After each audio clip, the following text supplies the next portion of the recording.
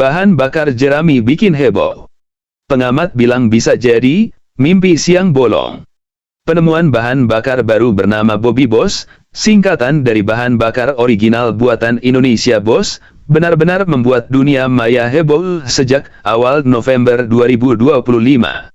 Bahan bakar ini dibuat dari jerami, dan menurut penciptanya, Muhammad Ikhlas Thamrin, Bobby Boss punya nilai oktan atau RON yang disebut bisa mendekati RON 98. Artinya, kualitasnya diklaim bisa menyamai bahan bakar premium seperti Pertamax Turbo. Klaim ini langsung menarik perhatian publik karena membuka harapan baru bahwa limbah jerami ternyata bisa diubah menjadi energi bernilai tinggi.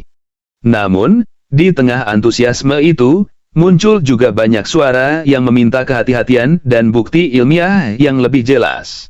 Salah satu komentar paling berpengaruh datang dari pengamat ekonomi energi UGM, Dr. Fahmi Radhi, Mbak. Menurutnya, inovasi Bobby Boss memang terlihat menjanjikan dan patut dihargai, terutama karena muncul dari kreativitas anak muda. Tetapi, ia mengingatkan bahwa inovasi sebesar ini tidak boleh membuat masyarakat terburu-buru ikut euforia. Kalau tidak disertai uji kelayakan resmi dan dukungan lembaga besar seperti Pertamina, ia khawatir Bobby Boss bisa berakhir seperti istilahnya, mimpi siang bolong. Fahmi menegaskan bahwa untuk bisa disebut sebagai bahan bakar layak produksi dan layak pakai, Bobby Boss harus melewati berbagai tahap pengujian teknis. Tahap pertama adalah uji laboratorium di Lemigas Kementerian SDM, yang akan memeriksa secara rinci mulai dari nilai RON, kadar sulfur, emisi, viskositas, hingga komposisi kimia lain yang menjadi standar bahan bakar resmi. Setelah itu, masih ada uji lapangan yang biasanya melibatkan Gaikindo, dengan prosedur yang sangat ketat. Bahkan, kendaraan uji harus menempuh jarak sampai 50.000 km untuk memastikan bahan bakar tidak merusak mesin dalam jangka panjang. Setelah semua uji teknis lolos, prosesnya belum berhenti. Pemerintah baru bisa menerbitkan sertifikat bahan bakar layak jual jika semua indikator memenuhi standar. Kemudian, tantangan terbesar berikutnya adalah proses produksi massal, yang memerlukan investasi besar, peralatan modern, dan distribusi yang kuat. Disinilah Fahmi menekankan bahwa dukungan Pertamina sangat penting. Pertamina memiliki fasilitas penyimpanan besar, tempat produksi, hingga jaringan SPBU yang mampu menyalurkan bahan bakar ke seluruh Indonesia. Tanpa dukungan dari pihak seperti Pertamina, Bobby Boss dikhawatirkan hanya akan ramai sesaat, mirip dengan kasus Blue Energy pada era Presiden SBY, yang viral tapi kemudian menghilang tanpa jejak. Komentar dari sisi ilmiah juga datang dari BRIN, khususnya dari Cuk Supriyadi Ali Nandar, selaku Kepala Organisasi Riset Energi dan Manufaktur. Ia menjelaskan bahwa penggunaan jerami sebagai bahan baku energi sebenarnya bukan hal baru. BRIN pun sedang melakukan penelitian untuk mengubah biomasa menjadi biohidrokarbon. Namun, proses mengubah jerami menjadi bahan bakar dengan kualitas tinggi seperti bensin RON 98 bukan hal yang sederhana.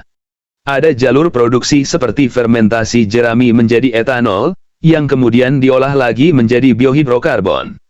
Tetapi jalur ini memerlukan teknologi kompleks, biaya tinggi, dan proses yang panjang. BRIN juga menyampaikan bahwa mereka belum bisa memberikan penilaian tentang Bobby Boss karena pihak penemu belum membuka data teknis dan metode produksinya secara publik. Tanpa data yang transparan, klaim seperti RON 98 sulit untuk diperiksa kebenarannya. Di balik penemuan Bobby Boss, sosok Muhammad Ikhlas Thamrin ternyata sudah lama bergelut dengan dunia inovasi energi.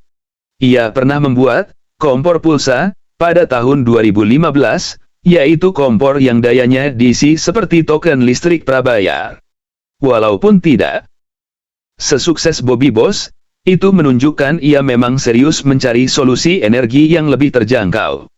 Ikhlas adalah alumnus Fakultas Hukum UNS yang sejak mahasiswa sudah sering ikut aksi menolak kenaikan BBM. Ketertarikannya pada isu energi membuatnya mulai meneliti sejak tahun 2007, kemudian mendirikan perusahaan PT Baterai Freenet generasi pada 2015 untuk mengembangkan berbagai inovasi. Untuk memproduksi Bobby Boss, Ikhlas menjelaskan bahwa jerami yang dibutuhkan mencapai 9 ton untuk menghasilkan sekitar 3.000 liter bahan bakar. Jerami itu diklaim diproses menggunakan mesin dan serum khusus yang dirancang oleh perusahaannya. Ia yakin bahwa Indonesia punya potensi besar untuk memproduksi Bobby Boss karena memiliki lahan padi dan sumber jerami yang melimpah.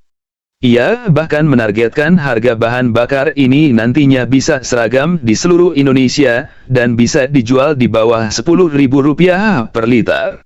Dukungan paling nyata datang dari Gubernur Jawa Barat Deddy Mulyadi yang telah mencoba Bobby Boss untuk traktor di Subang dan tampak puas dengan hasilnya. Deddy juga menandatangani MOU untuk pengembangan lebih lanjut dan mengatakan bahwa bahan bakar berbasis tanaman bisa mengurangi beban subsidi pemerintah. Ia percaya bahwa jerami, yang selama ini dianggap sebagai limbah pertanian, bisa menjadi sumber pendapatan baru bagi petani. Namun, tetap ada pihak yang skeptis. Ali Ahmudi dari Universitas Indonesia mengatakan bahwa klaim oktan setinggi RON 98 perlu dibuktikan dengan data terbuka. Ia menambahkan bahwa bahan bakar nabati biasanya memiliki sifat kimia yang berbeda dengan bensin fosil, sehingga untuk mencapai oktan setinggi itu biasanya dibutuhkan proses yang kompleks dan bahan tambahan tertentu. Tanpa penjelasan formula dan hasil pengujian dari laboratorium resmi, kualitas Bobby Boss masih sulit dinilai secara objektif. Saat ini, Bobby Boss masih menunggu izin pemerintah untuk bisa diproduksi massal dan dijual ke masyarakat. Produksi awal sebanyak 3.000 liter baru digunakan untuk uji coba di Jonggol. Walaupun perjalanannya masih panjang, antusiasme masyarakat terhadap Bobby Boss sangat besar. Gabungan antara inovasi anak bangsa, kebutuhan energi terbarukan, serta harapan akan bahan bakar yang lebih murah dan ramah lingkungan membuat Bobby Boss menjadi pusat perhatian nasional.